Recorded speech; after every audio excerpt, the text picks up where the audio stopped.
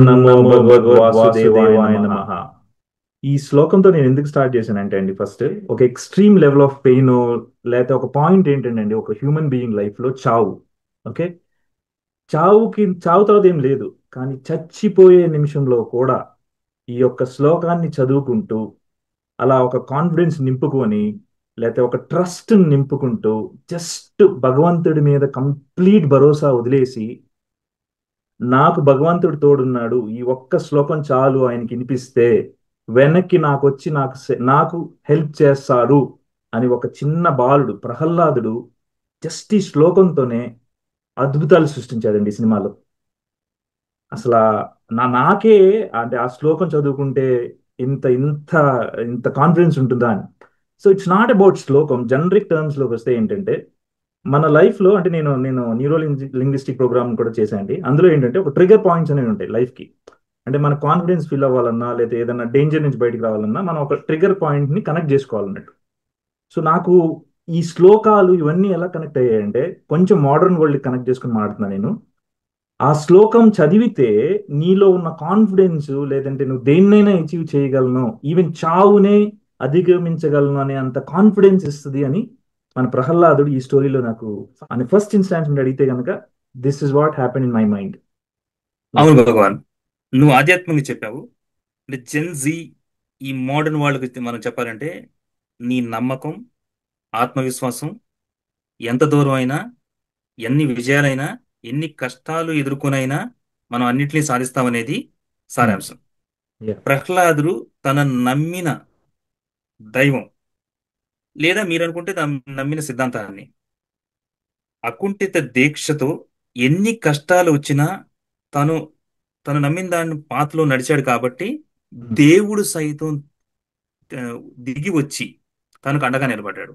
అలాగే మనము ఏది అనుకున్నా, ఏమి చేయాలనుకున్నా, నిజంగా నమ్మితే అఫ్ కోర్స్ మంచి కోసం మన ధ్యేయం, ఆశయం ఖచ్చితంగా నెరవేరుతాయి అనేది ఆధ్యాత్మికం కాకుండా ఈ స్టైల్లో స్కిల్స్ డెవలప్మెంట్ టైప్లో చెప్తున్నాను నేను. ప్రహ్లాదుడు తన నమ్మిన అంటే ధర్మం వైపు, శ్రీ మహావిష్ణువే దేవుడని తెలుసుకొని తండ్రిని కూడా ఎదిరించి ఆ నమ్మకం వైపు వెళ్ళి, అలాగే శ్రీ మహావిష్ణువు నరసింహావతారానికి కారకుడైతాడు. ఒక భక్తుడు కోసం అవతారం ఎత్తింది బహుశా నరసింహావతారమే.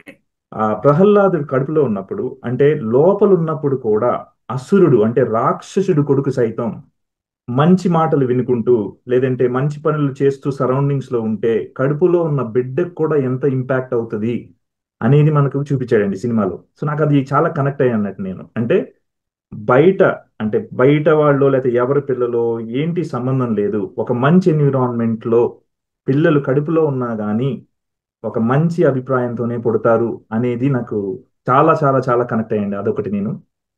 సో స్టోరీలోకి వెళ్తే అండి, మనకి ప్రహ్లాదుడు పుడతాడు. పుట్టేసిన తర్వాత ఆయన భక్తి చాలా ఎక్కువ ఉంటుంది.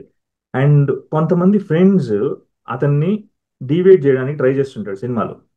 అప్పుడు వాళ్ళని కూడా ప్రహ్లాదుడి మంచితనంతో, అంటే ఒక శత్రువు వచ్చి మిమ్మల్ని పాడు చేయడానికి ట్రై చేసిన, మీ బ్రెయిన్ లో ఏదో ఒక చెత్త దూర్పించడానికి ట్రై చేసినా గానీ, మీకు మీరు కాన్ఫిడెన్స్ గా ఉంటే, లేదంటే మీకు మీరు చేస్తున్న పని మంచిది అని మీరు ఫీల్ అయితే, స్లోగా ప్రహ్లాద్ ఫ్రెండ్స్ కూడా మారిపోతాడు. అంటే రాక్షసులను కూడా మార్చేసే అంత మంచితనం ఒక వ్యక్తికి ఉంటే, అంటే రియాక్ట్ అవ్వకుండా, వీడేంటి నన్ను చికాకు చేస్తున్నాడని రియాక్ట్ అవ్వకుండా, మనకి ఏం కావాలో మనలాగా ఉంటే గనక మన శత్రువుని సైతం మనం మార్చుకోవచ్చని నాకు అంటే ప్రహ్లాదును వాళ్ళ ఫ్రెండ్స్ మధ్యలో జరుగుతున్న ఆ ఆ సీన్స్ మధ్యలో నుంచి నాకు ఇది అనిపించిందండి యాక్చువల్లీ.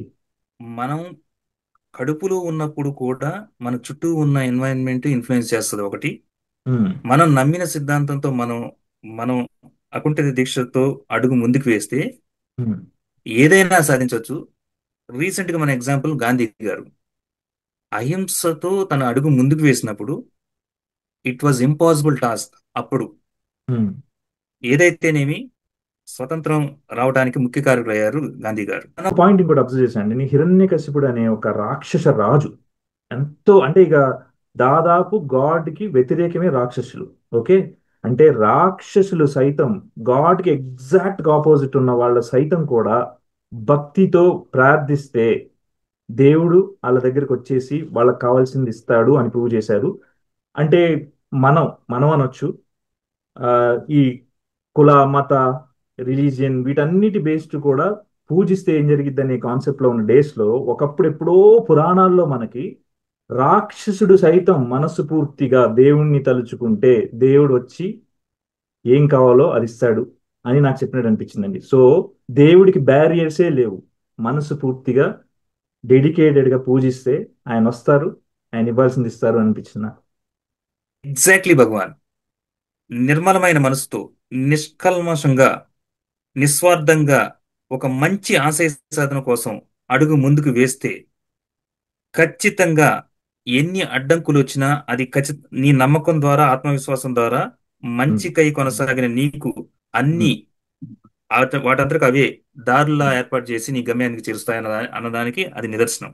ఈ ప్రపంచం, ఈ విశ్వమే అతని కంట్రోల్లో ఉంది. ఉమ్, అరాచక శక్తులు విలయతాండవం చేస్తున్న వేళ ఉమ్, అందరూ నిస్సహాయతగా ఉన్న సందర్భంలో ఉమ్, అప్పుడు ఒక్కతను తన నమ్మకంతో పోరాడుతున్నప్పుడు ఏమీ ఉమ్, చేయలేక ఉమ్, అతన్ని కూడా హింసించడానికి ట్రై చేసినప్పుడు ఉమ్.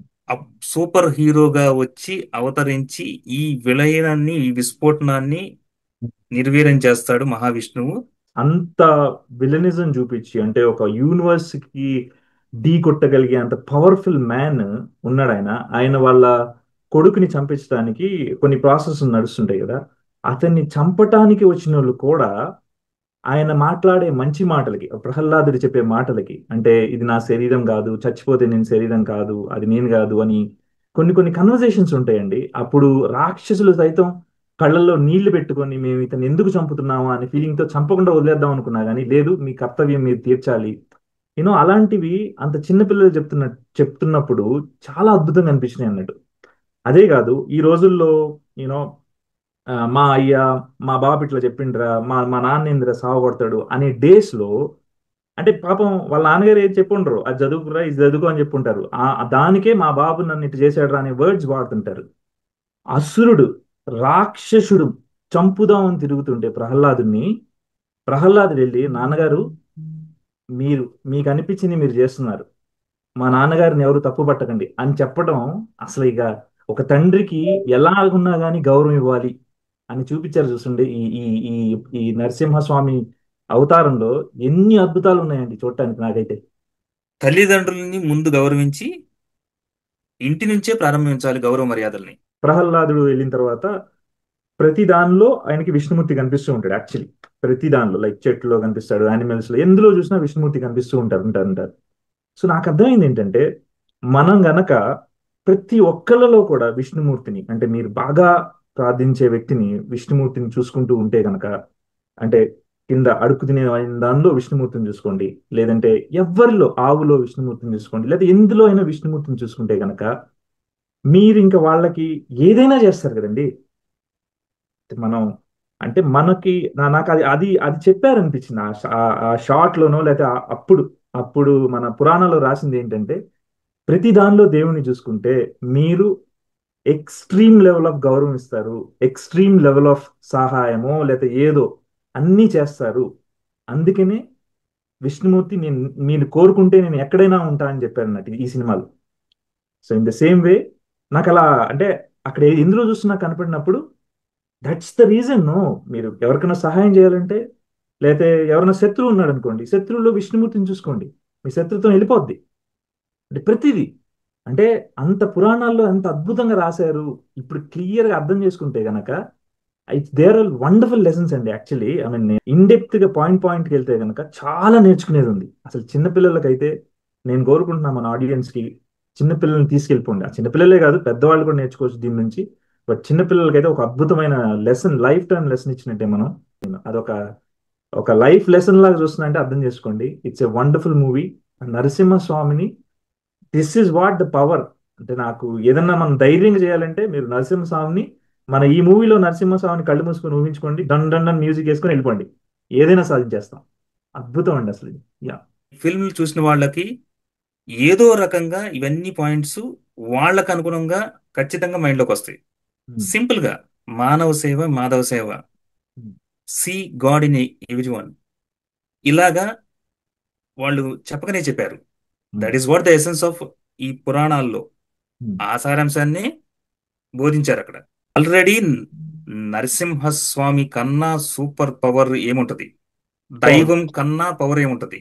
ప్రేక్షకులందరికీ మనస్ఫూర్తిగా నేను విన్నపించుకునేది ఏంటంటే, ఈ ఫిల్మ్ని మీరు ఒక ఒక భక్తిగా, ఒక దేవుడి దగ్గరికి ఎలా వెళ్తారో, లేదా ఒక స్కిల్స్ డెవలప్మెంట్ సెంటర్కి ఎలా వెళ్తారో, మీరు ఏ రకంగా అయినా, ఏ ఫిలాసఫీని నమ్మినా, ఏ రిలీజియన్ని మీరు స్వీకరించినా, ఎవరైనా సరే ఫిల్మ్కి వెళ్ళి మీరు ఆ విజువల్ వండర్ని, ఆ లెసన్స్ని, ఆ ఫిలాసఫీని ఉమ్, తెలుసుకొని um, you will feel really ఒక హ్యాపీనెస్కి ఒక తన్మయత్వం చెందుతారనేది గ్యారంటీడ్.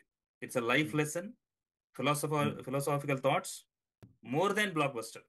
నమస్తే. Namaste.